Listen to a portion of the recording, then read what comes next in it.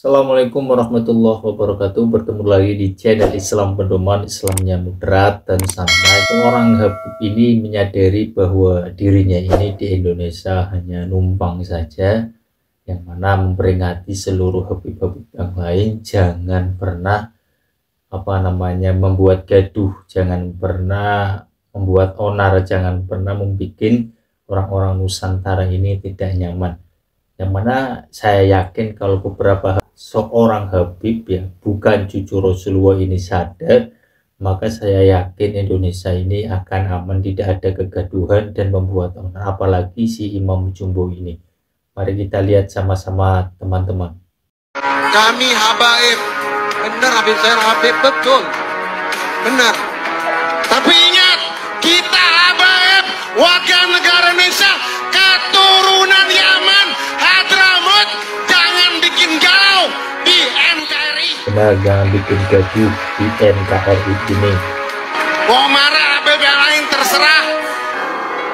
Memang kenyataan, kita nah habaib warga negara Indonesia numpang di Indonesia. Kenyataan. Kenyataan kita WNI keturunan, kenyataan. Apalagi keturunan Arab. Jangan bikin gaduh juga.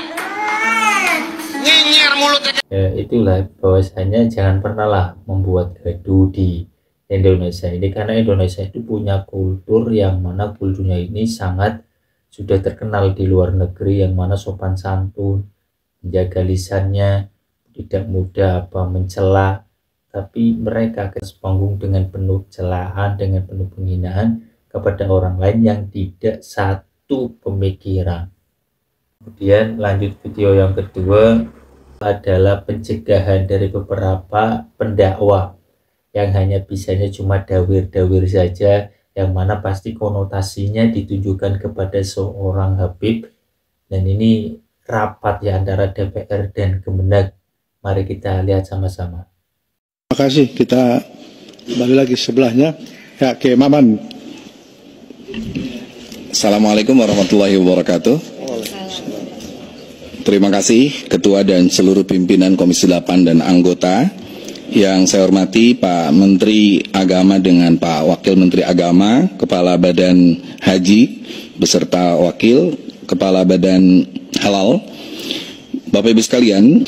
Yang terakhir Pak Menteri, saya ingin menegaskan kembali yang hari ini sedang viral. Habib Ahmad dugi bandara, pesawat niku mun ngeten. Dobol Segaf pesawat mundur di pesawatnya rak balik. Subhanallah Pak, saksi ini kata Pak, pesawat niku mundur Pak. Siapa jelaskan? Subhanallah mundur malik. Pilot itu bingung. Sedaya niku sing bagian radar, bagian tengkundi niku lah orang mboten paham. Sudah jalan mundur. Niku udah bingung Pak. Kementerian Agama harus lebih serius soal literasi keagamaan. Baik itu pegawai Kementerian Agama, baik itu adalah seluruh elemen di pendidikan, keagamaan, perpustakaan masjid, dan terutama para da'i. Saya tadi di media mengatakan bahwa sertifikasi da'i itu menjadi sangat urgen hari ini. Jangan sampai ada seorang da'i melakukan penghinaan terhadap seorang tukang. Seperti itu ya teman-teman, bahwasanya ada semacam rapat antara DPR dan Kemenak, jadi membahas tentang soal bagaimana agama ini tidak lagi akan digaungkan oleh orang-orang yang suka cerita-cerita itu tidak masuk logika, cerita itu hanya khurafat, cerita itu hanya dawir-dawir saja, yang mana tentunya tidak pantas disampaikan kepada masyarakat yang umum, yang mana ingin mencari ilmu, kemudian diceritakan hal-hal yang sifatnya dawir atau khurafat, yang tadi dijelaskan bahwa katanya ada sudah naik pesawat kemudian pesawatnya mundur lagi. Itu secara logika tidak mungkin, dan pesawat yang sudah terbang kemudian mundur lagi. Adapun kalau mundur lagi ya belok, kemudian kalau mundur kan aneh, memangnya ini mobil.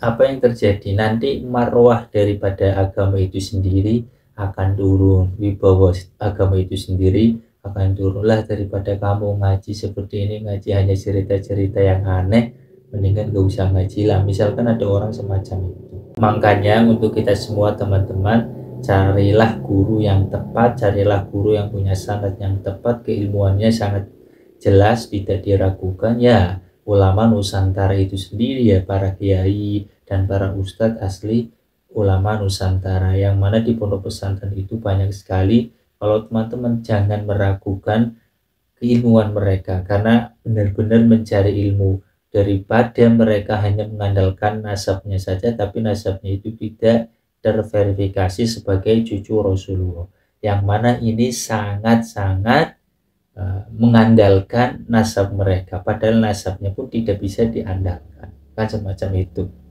Kemudian penolakan atas dasar orang yang katanya menggaungkan nasab adalah orang-orang PKI, keturunan PKI. Dan ini fakta lagi, mereka tidak punya fakta ketika berbicara semacam itu, tapi ini fakta yang sangat-sangat ya menampar mereka bahwa PKI yang sesungguhnya adalah dari klan mereka sendiri. PKI yang sesungguhnya adalah dari mereka, bukan dari orang-orang yang menggaungkan pembatalan nasab ini. Karena apa? Kalau nasab itu batal, dalam artian tidak diakui, kalian semua itu hanya biasa saja, maka tidak ada sifat-sifat yang ingin feodalis dan menyelamatkan para mereka yang kaum luhur, yang merasa dirinya paling baik. Lebih percaya mana, Robito Alawiyah atau Ilham Aidit, anaknya DN Aidit sendiri? Saya lebih percaya Ilham Aidit. Beliau ngomong sendiri kok. Di sini berarti dan Ilham saksinya masih hidup, Ilham Aidit itu sampai sekarang. Jadi Aidit itu adalah margaba Alawi. Sekali lagi, pandai merangkai kata, menggunakan, menerapkan ilmu bayan, karena beliau DN Aidit ini juga pandai mengaji. Oh, pinter maca Qur'ane, andani suarane melengking, menyentuh hati, pandai merekrut orang, ya.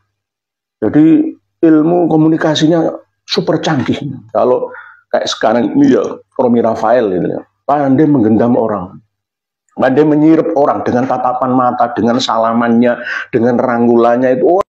Itu ya teman-teman, bahwasanya DN Aidit merupakan Ba'alawi yang mana diterangkan oleh Ilham atau anaknya DN Aidit.